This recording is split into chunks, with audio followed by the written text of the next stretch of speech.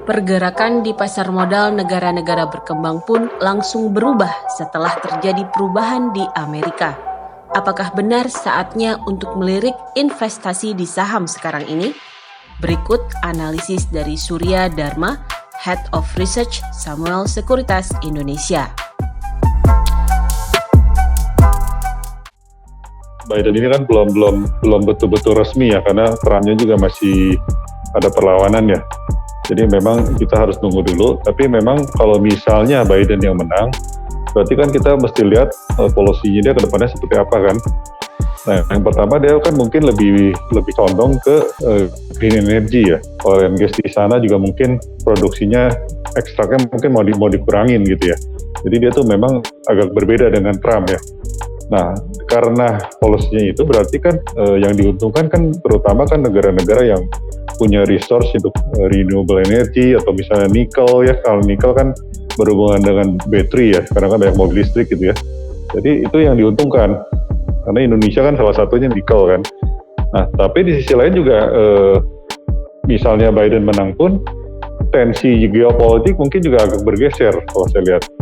Jadi kalau misalnya Trump itu lebih banyak trade war dengan China, kalau Biden ini walaupun bukan tensinya berkurang, tapi kecenderungannya mungkin tensinya lebih pada Rusia gitu ya. Nah, kalau misalnya Rusia yang jadi lawan utama, berarti kan ditakutkan bisa terjadi gangguan suplai oil and gas dari Rusia kan, karena mereka tuh kan banyak kan suplai lewat pipa ya. Jadi kalau misalnya itu terjadi, kemungkinan kan harga minyak kan bisa terganggu kan. Jadi di dalam negerinya sendiri mereka mengurangi produksi, kemudian di luarnya juga ada gangguan, itu misalnya ya kalau terjadi ya, skenario terburuknya gitu. Berarti kan harga minyak kan bisa naik ya tahun depannya. Nah itu juga bisa mendorong harga komoditas juga yang lainnya gitu. Nah terus juga kalau misalnya Biden menang, fiskal stimulus itu di US mungkin lebih besar dibandingkan Trump. Jauh lebih besar. Mungkin bisa 10 kalinya gitu. Nah itu berarti membuat USD index itu kan kecenderungan jadi melemah kan. Jadi US dollar kecenderungan melemah, tapi harga emas juga kecenderungan menaik kalau misal stimulus itu disetujui ya.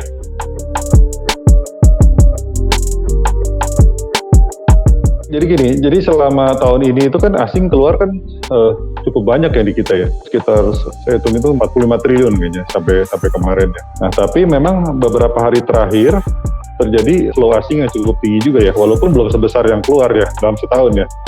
Jadi sekitar 4 triliun lebih lah masuk dalam beberapa hari ini. Nah itu salah satunya pertama kan COVID. Ada COVID yang berkepanjangan. Terus yang kedua juga rebalancing dari MSCI. Rebalancing dari MSCI itu membuat banyak sekali porsi-porsi di luar China yang berkurang karena MSCI itu memberikan bobot yang lebih tinggi kepada China kan. Jadi perusahaan-perusahaan China itu banyak yang masuk ke MSCI dari tahun lalu sih sebetulnya. Jadi itu bobot-bobot negara-negara itu banyak yang berkurang, termasuk Indonesia juga gitu.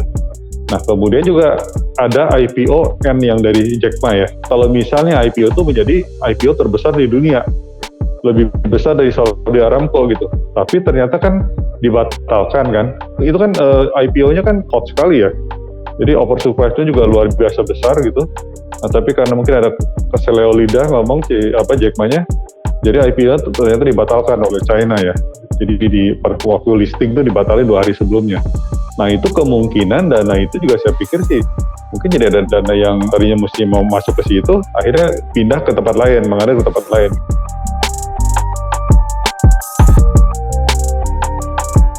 Saya sih sebetulnya 5.400 akhir tahun. Perkiraan saya November itu mestinya melemah dulu, tapi kan itu nggak terjadi ya, malah naik. Jadi yang menariknya Indonesia itu sebetulnya ya, pada waktu 3 bulan terakhir, dari mulai Agustus, September, Oktober itu dana keluar kan besar sekali ya. Tapi si indeks itu nggak mau terlalu turun juga gitu. Kenapa penyebabnya?